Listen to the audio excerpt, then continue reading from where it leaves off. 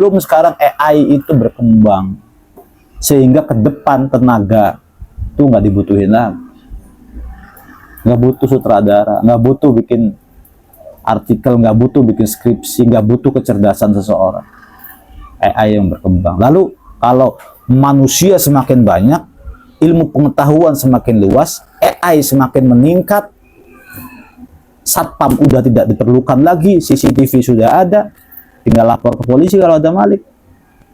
Untuk ngambil tiket parkir juga tombol doang, teller bank sudah nggak kepake misalnya. Ya, tenaga OB juga udah pakai mesinnya murah-murah lagi nanti, pakai robot tuh, tinggal nyuruh-nyuruh aja, segala macam udah gampang. Nanti pegawai bank nggak ada manusianya. Kita beli di warung nih, warungnya bukan orang yang jagai. Ya kan ada nama sama harga. Kita ambil koin, cerak cing gitu. Sudah nggak, apa pekerjaannya? Coba apa pekerjaannya kita nanti? Suami kita kerjaannya apa coba nanti? Manusia semakin banyak. Yang butuh kehidupan makin banyak. Butuh rumah kan orang tuh, Bu, setelah nikah butuh rumah. Sementara bikin rumah nggak bisa-bisa, uangnya nggak ada. Kenapa? Karena nyari kerjanya susah. Kita nggak punya skill apa-apa. Gitu.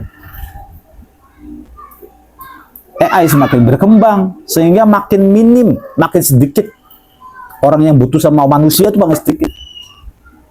Nggak usah belajar ke Abi kamu, ChatGPT atau apa, belajar kitab Safinah udah hatam itu ChatGPT itu. Robot terjemahin, oh paham saya.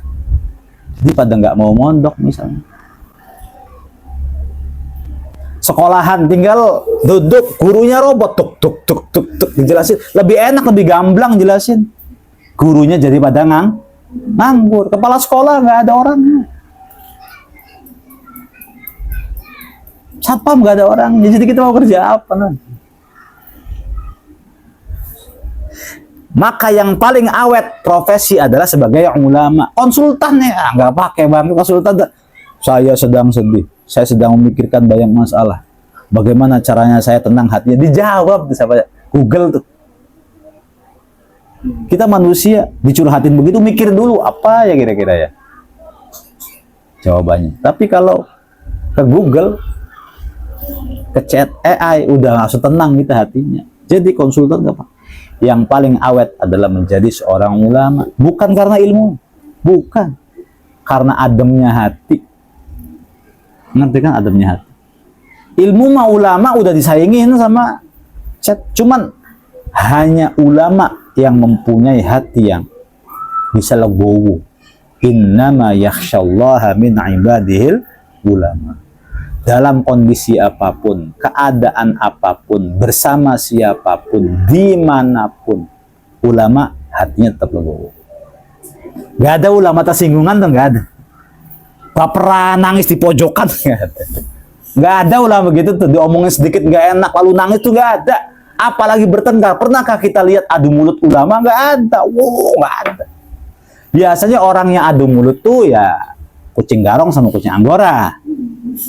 Iyalah, orang kalau sudah punya kelas yang tinggi nggak mungkin teriak-teriak. Enggak pakai hawa nafsu sudah. Nah, ketika dalam keadaan punya uang, alhamdulillah, syukur. Ketika nggak punya uang, sabar tuh para ulama tuh. Maka cita-cita yang paling hebat adalah menjadi ulama. Kalau udah menjadi ulama, ya jadi pegawai negeri lah. Abi dua-duanya udah dapet ya. Udah dapet dua-duanya. Iya, kalau pegawai negeri itu anak-anak, mereka akan jadi pensi, akan di PHK kalau misalnya negara udah mulai kolaps, sudah mulai perang, mulailah pada nganggur. Tapi pegawai bank udah sekarang udah pensiunan, udah di PHK-in semua. Nah, kenapa hidup kita makin mudah? Bisa jadi keberkahan ketika kamu itu mondok. Allah sudah memberikan cicipan-cicipan yang gak enak dan ujian-ujian yang gak enak ketika kita di pesantren dan kita sabar. Mending kita menahan pahitnya ilmu ketimbang kita menahan pahitnya mencari kerja.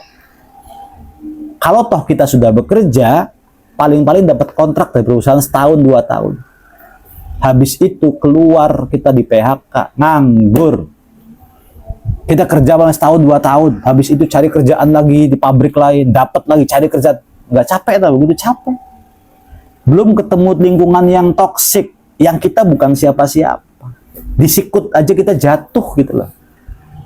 Nangis lagi, punya temen yang nggak baik di pabrik, nangis lagi.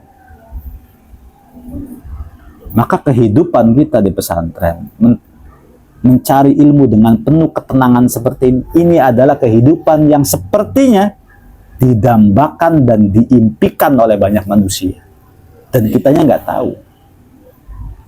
Kenapa kita itu kurang bersyukur? Karena kita ngebandingin diri kita dengan anak sekolah yang bisa punya cowok, yang bisa boncengan, yang bisa di rumah pakai kipas, yang bisa bebas, yang bisa main HP. Itu kan hati kita tuh isinya. Hati yang qalilun min ibadiyas syakur. Berbeda apabila kita ketemu dengan orang Palestina. Berbeda ketika kita ketemu dengan anak-anak yang marginal. Tunawisma. Tahu tunawisma? Nggak punya rumah tunawisma. Gelandangan. Iya, beli rumah kan mahal. Jangan dikira gampang beli rumah tuh. Kamu punya rumah tuh bersyukur enggak gitu tuh. Kamu kalau pengen punya rumah gratis, berubah wujud jadi keong. Iya kan?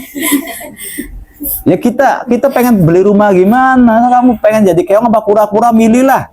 Mereka udah punya batok, udah punya rumah tuh. Kamu nggak punya batok, nggak punya keong, nggak punya sayap. Kalau punya sayap kayak Nora kan enak. Menclok ke ini, menclok ke itu gitu tuh. Kita bukan siapa-siapa, Spiderman bukan. Masih bau. Bukan siapa-siapa sudah gitu. Lalu untuk bisa mendapatkan rumah yang harga tanahnya 300 juta,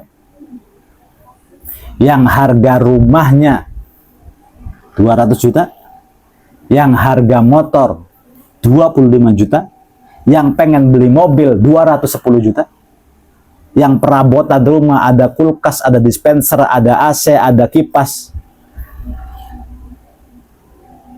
ada lemari. Duit dari mana kamu begitu? Mau kerjaan sebulan 2 juta? Nggak bisa. 2 juta dikali 12 setahun sama dengan 24 juta. Dikali 10 tahun sama dengan 240 juta. Oke. Cuman 240 juta selama setahun. 10 tahun. 10 tahun ngumpulin uang 200, tapi jangan jajan, jangan makan. Paham kan? Kita dapat gaji 2 juta, paham ya? 2 juta ditabungin sampai 10 tahun, maka dapatnya 240, tapi jangan makan loh. Jangan makan, jangan pakai bensin. Biarkan kamu kurus kering, mati tengah-tengah jalan. Innalillahi wa inna ilaihi raji'un. Ya 2 juta gajian tuh dipotong anak-anak. Buat konsumsi, buat listrik, buat kredit motor, buat paling-paling kamu nabung tuh bisa 500.000. Itu kalau masih numpang sama orang tua. Kalau udah punya kontrakan sendiri, habis uang kita sudah. Bayar kontrakan, bayar listrik, bayar PDAM, galon, gas, makan sehari-hari, bensin, kredit motor, kuota. Penting kan itu? Kuota 100.000 atau 150.000. Habis kita uang 2 juta. Maka setidaknya kita pengen nabung, ya cari kerjaan yang gajinya 4 juta biar bisa nabung 2 juta. Kalau kita bisa nabung 2 juta selama 10 tahun lumayan dapat 240. Itu pun kalau duitnya nggak hilang. Kalau duitnya hilang dipinjam orang, ditipu orang, habis kita sudah.